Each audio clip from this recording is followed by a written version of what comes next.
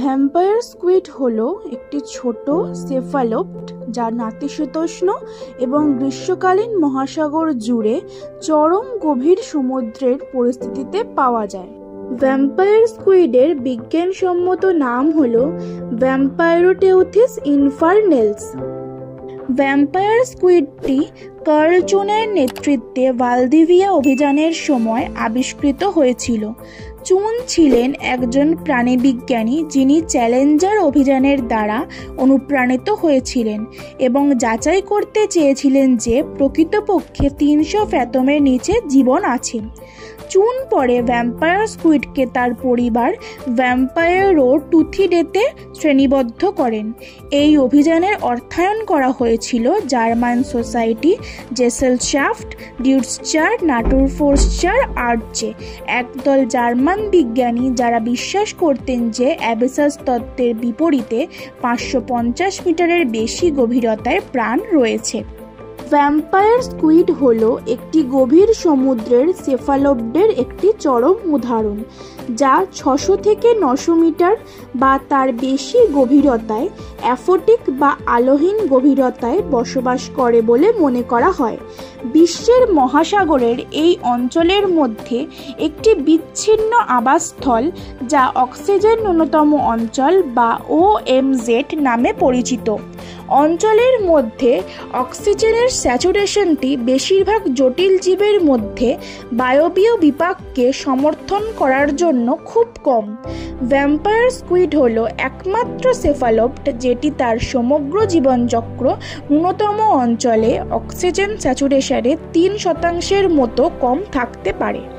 Vampire স্কুইডের বিশ্বব্যাপী পরিসর গ্রীষ্মমণ্ডলীয় এবং উপক্রান্তীয় অঞ্চলে সীমাবদ্ধ। ভ্যাম্পায়ার স্কুইড তার বায়োলুমিনেসেন্ট অঙ্গ এবং তার অনন্য অক্সিজেন বিপাক ব্যবহার করে অক্সিজেনের সর্বনিম্ন ঘনত্বের সাথে সমুদ্রের অংশগুলিতে উন্নতি লাভ করে। এটির দুটি দীর্ঘ প্রত্যাবর্তনযোগ্য ফিলামেন্ট রয়েছে। এটি পৃষ্ঠীয় দিকের প্রথম 2 জোড়া বাহুগুলির মধ্যে অবস্থিত, যা এটিকে অক্টোপাস এবং স্কুইড উভয়ের থেকে আলাদা করে এবং এটিকে নিজস্ব ক্রমানুসারে স্থাপন করে। ভ্যাম্পাইরোমফিডা, যদিও এর নিকটতম আত্মীয় অক্টোপড, একটি ফাইলোজেনেটিক অবশেষ হিসাবে এটি এর আদেশের একমাত্র পরিচিত জীবিত সদস্য।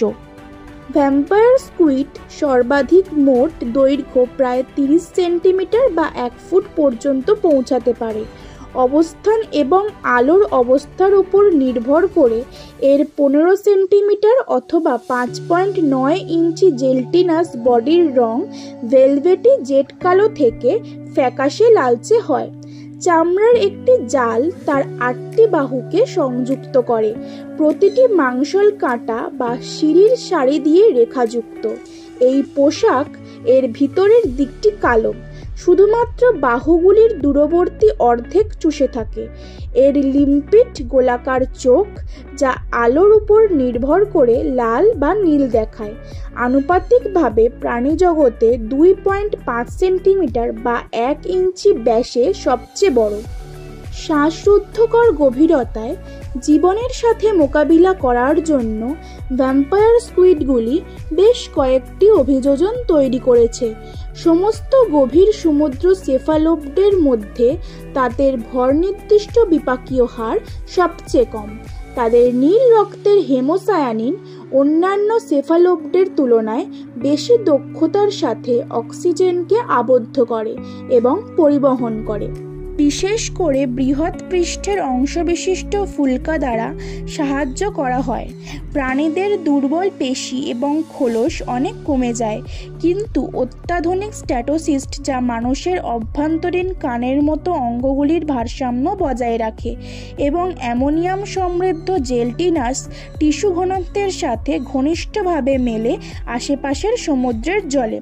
ভ্যাম্পায়ার স্কুইডের OMZ উন্নতি লাভের ক্ষমতা এটিকে সর্বোচ্চ শিকারী প্রাণীদের থেকেও নিরাপদ রাখে, যাদের বেঁচে থাকার জন্য প্রচুর পরিমাণে অক্সিজেনের প্রয়োজন হয়।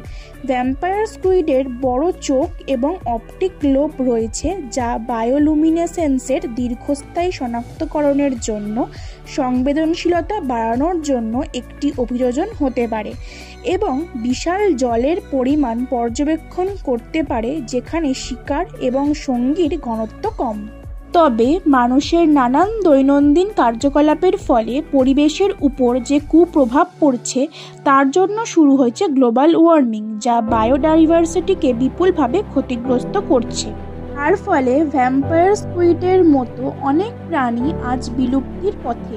তাই আমাদের আরও সচেতন হতে হবে।